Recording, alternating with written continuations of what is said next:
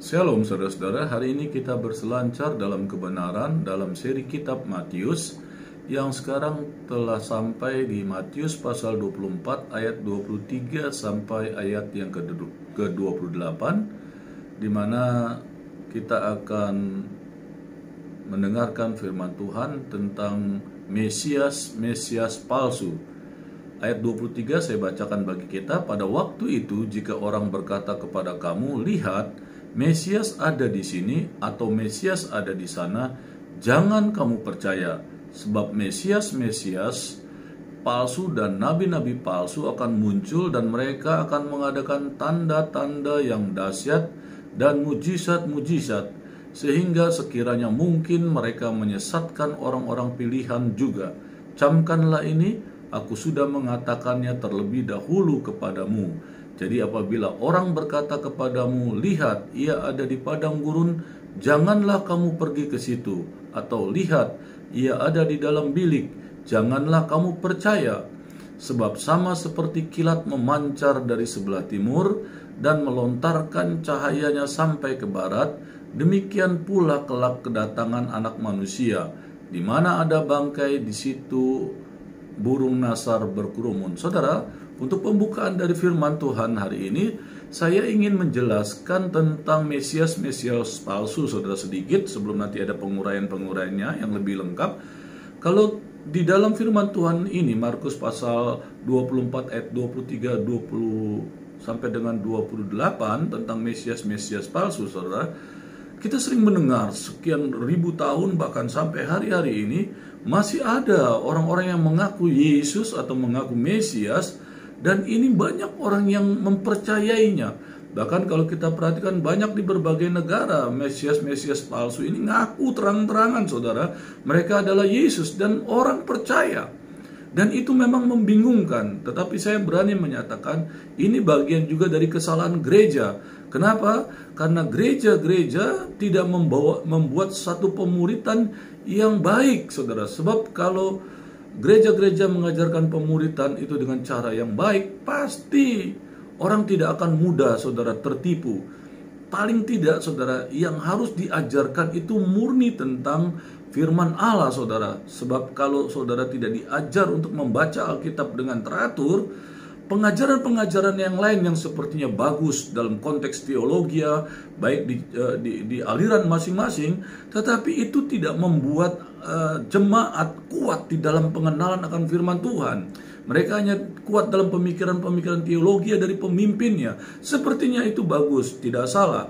Tetapi saya ingin mengingatkan, ketika ada pengajaran-pengajaran yang palsu, yang tidak sesuai dengan firman Allah, karena mereka tidak terdidik untuk mereka mempelajari firman Allah itu dengan rapih dan baik, setidak-tidaknya membaca firman Tuhan dengan teratur, ya, mulai dari kitab Matius sampai Wahyu, Kejadian sampai kitab Zakaria, dan seterusnya setiap waktu sampai kita anak-anak Tuhan dipanggil Tuhan, saudara, sehingga kita tahu isi Alkitab itu dengan baik, dan sehingga tidak mudah untuk kita bisa ditipu dayakan oleh nabi-nabi palsu dengan pengajaran-pengajaran yang tanpa sadar adalah pengajaran pikirannya sendiri atau pemikiran-pemikiran dunia.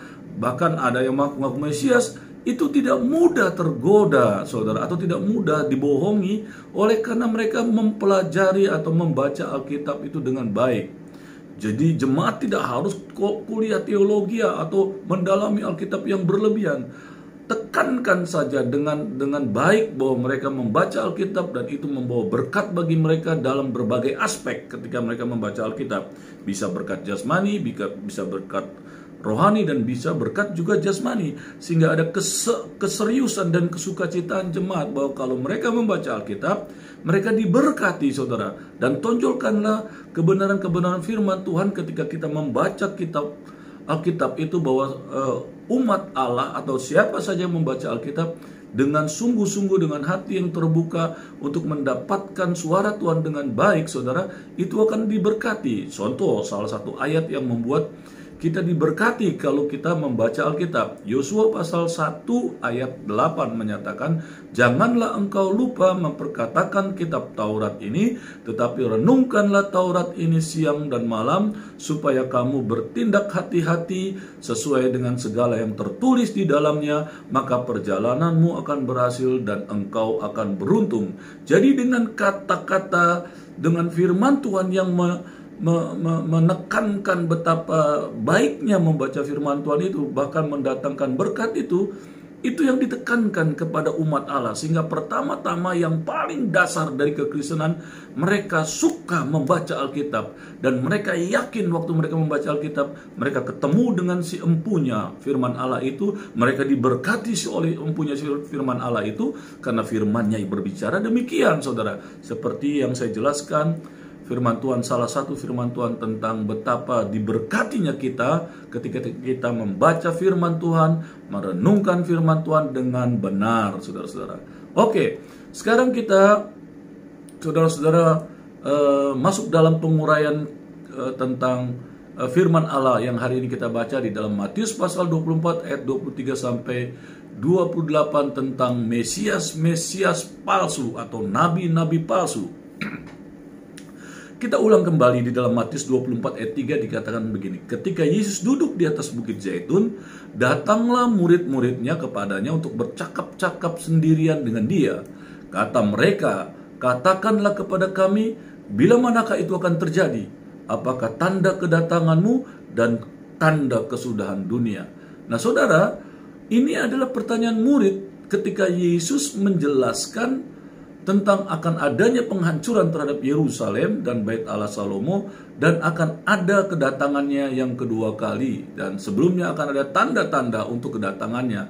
Nah, murid-murid setelah Yesus selesai berbicara dengan orang banyak, dengan murid-murid, maka di kesempatan waktu mereka Yesus bersama dengan ke-12 muridnya, maka beberapa murid mempertanyakan ini kepada Tuhan. Saudara-saudara, katakanlah kepada kami, bila manakah itu akan terjadi? Maksudnya kehancuran Yerusalem dan Bait Allah Salomo. Jadi kitab Matius pasal 24 ini, saudara, berbicara tentang Yerusalem. Sebenarnya akan terjadi penghancuran Yerusalem, akan terjadi penghancuran Bait Allah, akan terjadi penghancuran terhadap bangsa Israel ketika nanti orang-orang Israel ini terus-menerus menolak Mesias yang ada, saudara.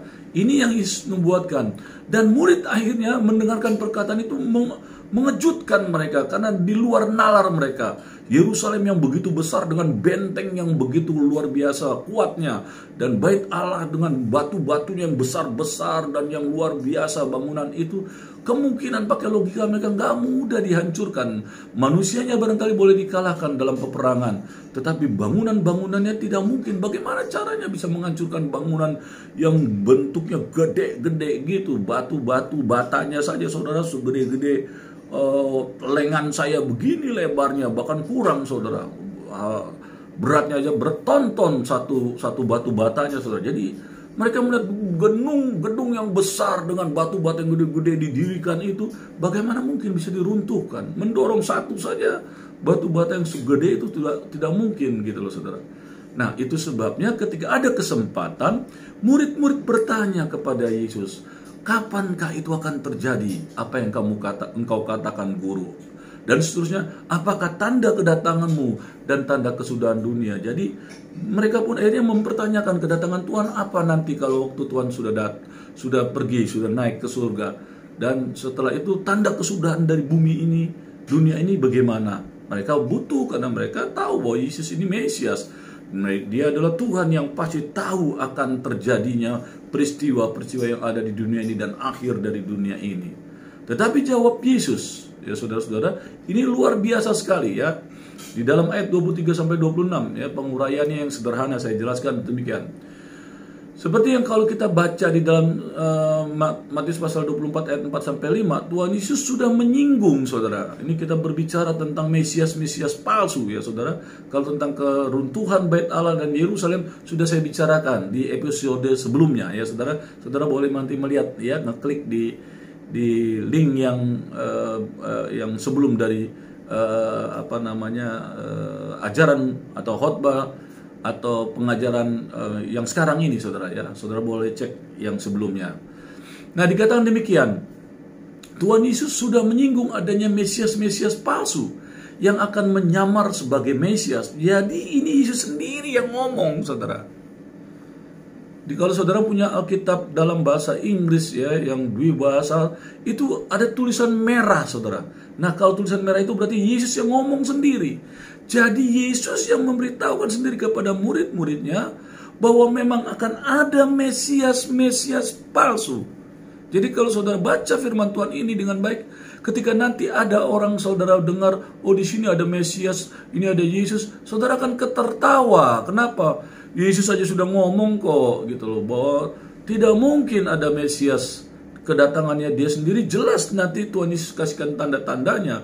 Lah ini manusia masih ada kita, Tuhan masih belum ada kasih tanda-tandanya, sudah ngaku-ngaku Mesias, kita masih mau percaya, kita ketawain itu nabi-nabi palsu dan Mesias-Mesias palsu. Kalau kita baca Alkitab ini dengan baik, saudara, karena Yesus sendiri yang bicara. Ini bukan Matius yang menulis, tapi ya memang Matius yang menulis, tapi Matius menulis perkataan Yesus langsung, saudara. Makanya ditulis merah. Artinya tulisan ini adalah hasil dari perkataan Tuhan yang ditulis oleh Matius. Jadi bukan perkataan nabi atau pikiran Matius yang ditaruh oleh Roh Kudus untuk menuliskan firman Allah. Tidak, saudara.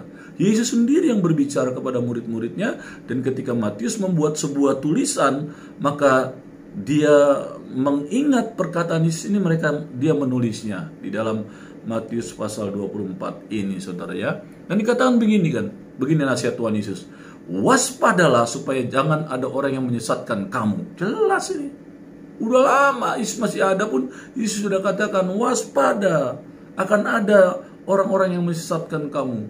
Dari sisi mengaku sebagai Yesus, dari sisi pengajaran sesuai pemikiran-pemikiran hamba-hamba nabi-nabi palsu atau pendeta palsu, gembala-gembala palsu, saudara, mengajarkan tentang hal-hal yang tidak alkitabiah atau yang tidak injili, yaitu firman Allah Yesus Kristus. Ini yang Tuhan Yesus tegur atau memberikan pemberitahuan kepada murid-muridnya. Sebab banyak orang akan datang dengan memakai namaku, ini kata Yesus, dan berkata, akulah Mesias, dan mereka akan menyesatkan banyak orang. Dalam bagian ini yaitu tanda kedatangan Tuhan Yesus Kristus yang kedua kali. Seperti dalam Matius pasal 24 ayat 23-26, Tuhan Yesus kembali menubuatkan adanya Mesias-Mesias palsu. Jadi saudara, sepanjang penganiayaan hebat atas umat ini, saudara, akan muncul banyak penolong gadungan, ngaku-ngaku Mesias, gitu ya. Sebagaimana pernah dilakukan para pahlawan Makabe, saudara ya. Yonatan Makabe, itu bagaimana dia memimpin peperangan terhadap Antiochus Epiphanes ketika mereka menyerbu bait Allah, dan mereka dikatakan menodai bait Allah, saudara ya, dengan menyembelih babi dan membuat ruangan-ruangan tempat pelacuran bakti, saudara. Jadi di bait Allah itu mereka buat ruangan-ruangan untuk pelacuran ya di tempat. Jadi dihina habis-habisan ya, dikotori habis-habisan, saudara. Bait Allah itu korbannya dengan babi, dengan darah babi yang tercurah, dan akhirnya pelayan-pelayan Tuhan adalah penjina-penjina, wanita-wanita yang diperbolehkan berzina karena memang itu ajaran pada zaman itu ya, di agama Yunani, saudara-saudara. Dikatakan begini, Yesus mengingatkan akan ada pemimpin palsu, orang yang ingin menyebarkan kebenaran menurut versinya sendiri, saudara. Dan harus diingat, tolok ukur baik setiap pemimpin ialah keserupaan dengan Kristus. Jadi akan ada orang-orang yang kasihnya menjadi dingin pada saat-saat ini. Kenapa? Karena sudah tidak lagi mereka diajarkan tentang kasih Kristus untuk mengasihi jiwa-jiwa, mengasihi manusia yang belum mengenal Tuhan. Sehingga saudara, kasih tidak menjadi dingin. Ya, kalau kasih sudah menjadi dingin, saudara, teman pun bisa jadi musuh, orang tua menjadi musuh, saudara bisa menjadi musuh. Bahkan kalau perlu kita bisa mengorbankan mereka untuk kepentingan kita, saudara. Nah, saudara, di ayat yang ke-27 dikatakan begini, justru dengan tiba-tiba dan seperti kilat. Jadi Yesus sudah mengingatkan kedatangannya itu tiba-tiba dan seperti kilat. Dikatakan memancar dari sebelah timur sampai ke barat, saudara. Artinya kedatangan Tuhan Yesus akan diketahui oleh seluruh dunia. Karena seperti kilat yang memancar dari timur ke barat. Jadi orang yang ada di muka bumi ini pasti akan bisa melihat itu. Pergerakan kilat dari timur ke barat itu, saudara.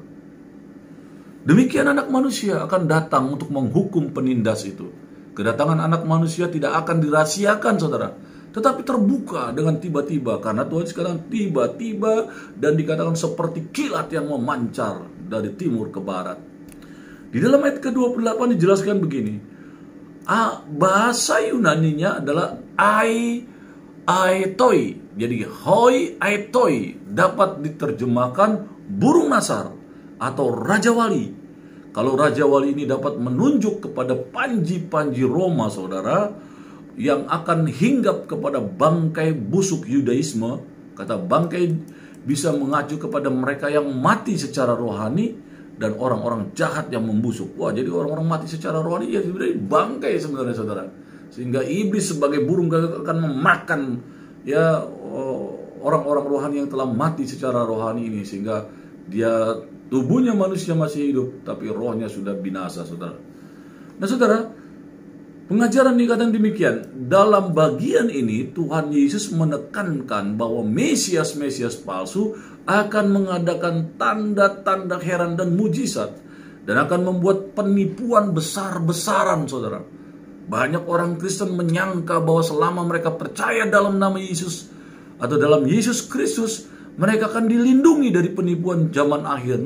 Saudara, nggak begitu. Karena Tuhan sudah ajarkan, jadi nggak ada perlindungan lagi. Saudara harus baca firman Allah, berjaga-jaga atas firman-Nya, sehingga waktu nanti ada orang yang ngaku-ngaku, saudara harusnya sudah dengan firman Tuhan itu saudara dibela. Tapi jangan harap saudara, atau saudara berharap Tuhan akan melindungi saudara dari tipu daya dunia ini. Nggak begitu, saudara. Saudara, kalau ada sebuah pengajaran, pasti guru akan cek dulu, lu belajar atau enggak, lu perhatiin atau tidak pengajaran itu. Karena akan ketahuan nanti waktu ada pertanyaan-pertanyaan. Atau kalau di dalam kekristenan ketika ada persoalan-persoalan, kelihatan orang yang kenal firman atau ngerti firman atau hidup di dalam firman ketika dia ada masalah-masalah. Ketahuan sekali bagaimana dia akan menghadapi masalah dengan kekuatan firman Allah sama orang yang tidak pernah mempelajari firman Allah dengan baik. Sehingga mereka bingung ketika mereka ada masalah dan menghadapi segala masalah itu. Masalah macam-macam, sakit penyakit, kanker, atau sakit ekonomi, pekerjaan tidak ada, usaha bangkrut, keluarga berantakan, anak kena narkoba, dan macam-macam. Dan orang yang hidup bersama dengan Tuhan, dia pasti berjalan bersama dengan Tuhan. Mereka akan melewati masalah demi masalah bersama dengan Tuhan, yaitu firman-Nya yang hidup. Nah, saudara, di dalam 2 Korintus 11 ayat 3-4 dikatakan begini, tetapi aku takut kalau pikiran kamu disesatkan dari kesetiaan kamu yang sejati kepada Kristus, sama seperti Hawa diperdayakan oleh ular itu dengan kelicikannya. Sebab kamu sabar saja jika ada seorang datang memberitakan Yesus yang lain. Harusnya tegur kalau saudara tahu. Tapi kalau saudara nggak tahu, bagaimana saudara bisa menegur? Makanya selalu diajarkan baca firman Tuhan, baca firman Tuhan setiap hari. Ya, ketika Yesus yang lain daripada yang telah kami beritakan, atau memberikan kepada kamu roh yang lain, roh lo saudara, daripada yang telah kamu terima, atau Injil yang lain daripada yang telah kamu terima. Dari Yesus yang lain, roh yang lain, dan katakan Injil yang lain. Firman Tuhan yang sudah tertulis pun nanti oleh murid-muridnya, itu pun bisa dimanipulasi, saudara, oleh nabi-nabi palsu ini dan mesias-mesias palsu ini, saudara ya. Nah, Rasul Paulus dikatakan dalam ayat di atas berbicara kepada orang-orang Kristen, gereja mula-mula, bahwa akan ada rasul-rasul palsu yang mengabarkan tentang seorang Yesus yang bukan Yesus sejati, seperti yang di Alkitab. Yesus yang lain ini adalah Yesus palsu, saudara ya. Suatu rekayasa imajinasi yang rusak dan pemikiran yang salah tentang rasul-rasul dadakan. Injil dikaitkan dengan Yesus yang lain ini adalah suatu Injil yang berbeda, saudara. Bukankah Injil seperti yang tercatat di Alkitab dan dikabarkan oleh rasul-rasul yang sejati? Selanjutnya, Injil palsu ini pun disertai dengan suatu kuasa roh. Bayangin, saudara, Injil palsu ini punya kuasa, saudara. Jadi makanya dikatakan Sekalipun demikian, orang-orang percaya pun akan bisa saudara dikalahkan. Orang percaya, apalagi tidak percaya atau tidak sungguh-sungguh mengenal firman dengan baik. Tetapi itu adalah roh palsu, bukanlah Roh Kudus, yaitu Roh Allah yang kudus. Sebab kalau saudara dipenuhi Roh Kudus, tak akan ada keluar dari mulutmu perkataan yang sia-sia, perkataan yang jahat, yang kotor, yang mengecam dan sebagainya. Karena Roh Kudus itu halus. Sebab firman Allah katakan, semua yang kita perkatakan itu timbul dari dalam hati. Kalau hatimu tidak benar, akan keluar kata-kata yang tidak benar.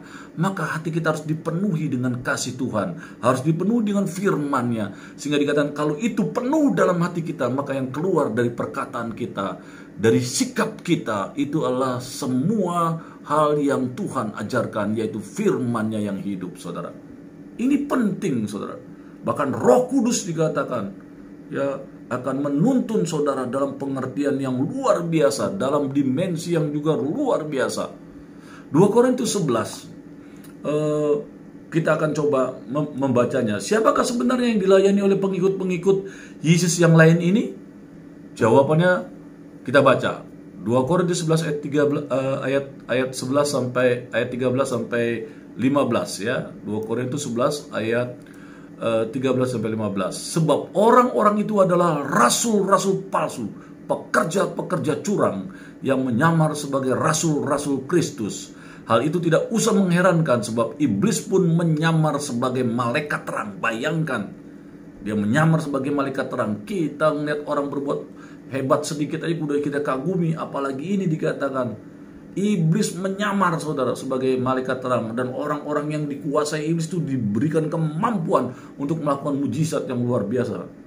Wah, ini saudara, dukun-dukun sanggup melakukan mujizat, sehingga banyak orang datang ke paranormal, ke dukun-dukun.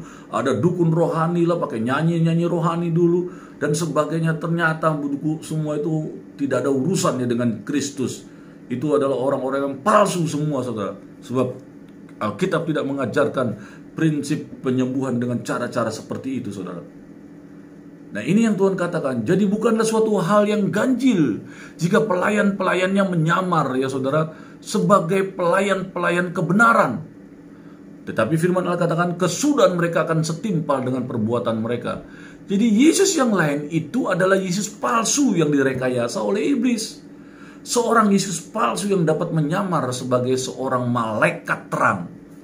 Sebelum Yesus saat kedatangan yang kedua kali, dikatakan akan secara nyata tampil seorang Mesias palsu yang besar. Wah, yang ini nih, ngaku Mesias. Sekarang aja udah banyak ngaku-ngaku orang percaya loh, saudara. Yang tadi saya jelaskan, di Korea ini lagi rame, saudara. Ya, sebuah gereja yang besar sekali, dan dia ngaku-ngaku Yesus, jemaatnya ribuan, saudara.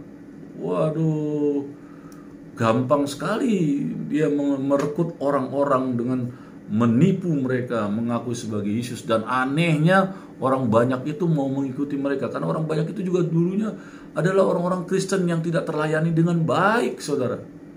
Sehingga ketika mereka ada yang ngomong tentang Mesias, mereka pengen tahu Mesias yang sesungguhnya. Karena barangkali di gereja mereka sudah tidak diajarkan tentang Mesias yang sesungguhnya lagi.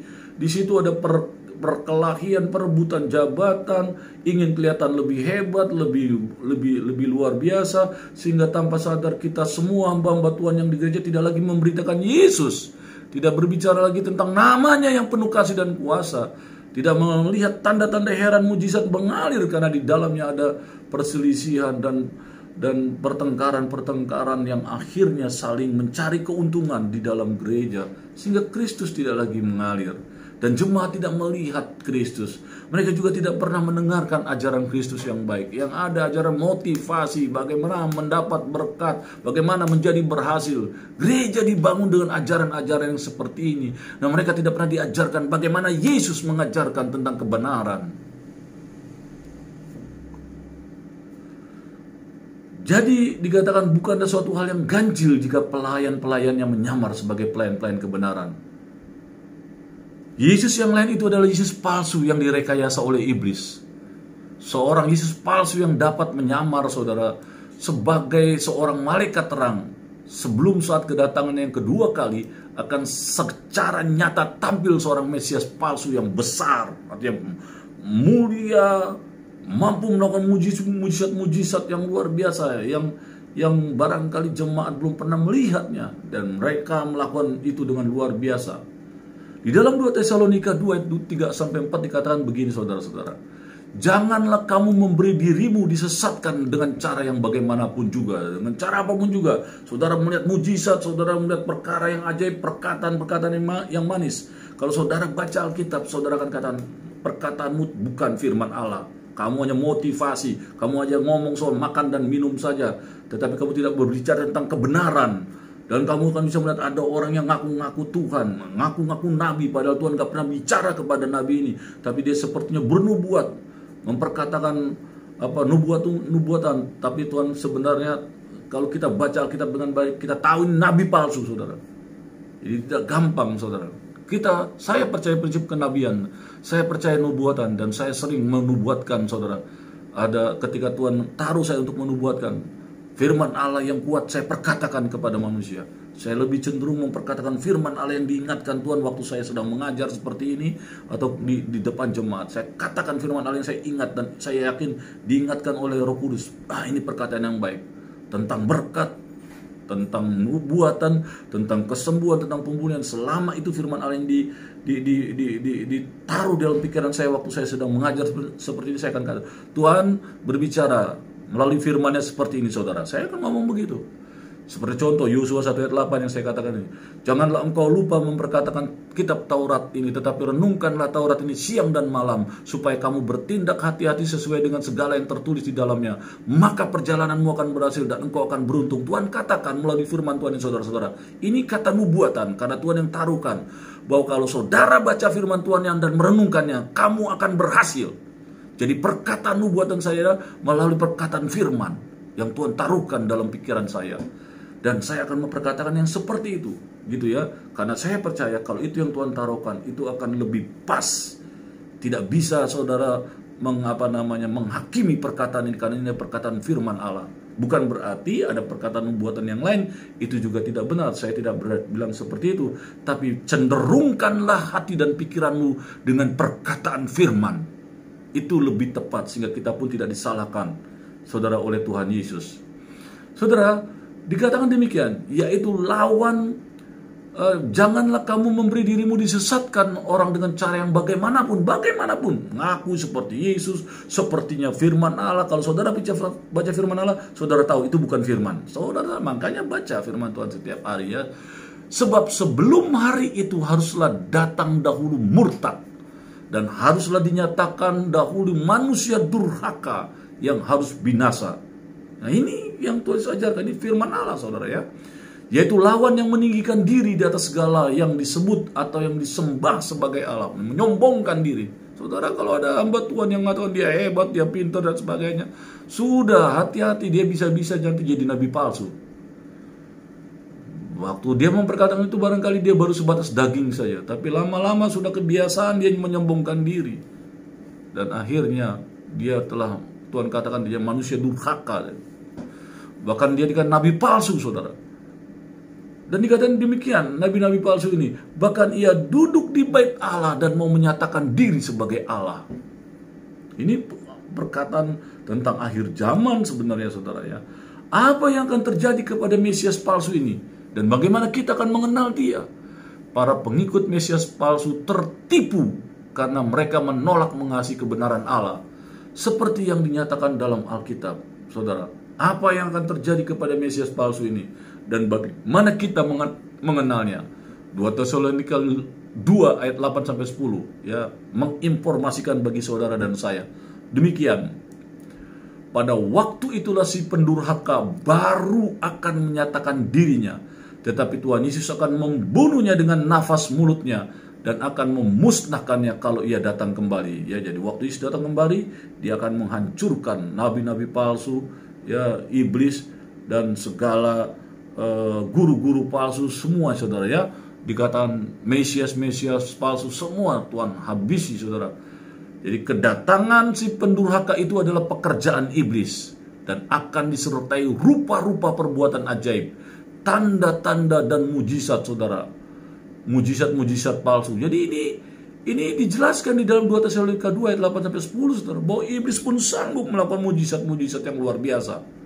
Tapi dikatakan itu semua adalah palsu, dengan rupa-rupa tipu daya jahat terhadap orang-orang yang harus binasa karena mereka tidak menerima dan mengasihi kebenaran yang dapat menyelamatkan mereka.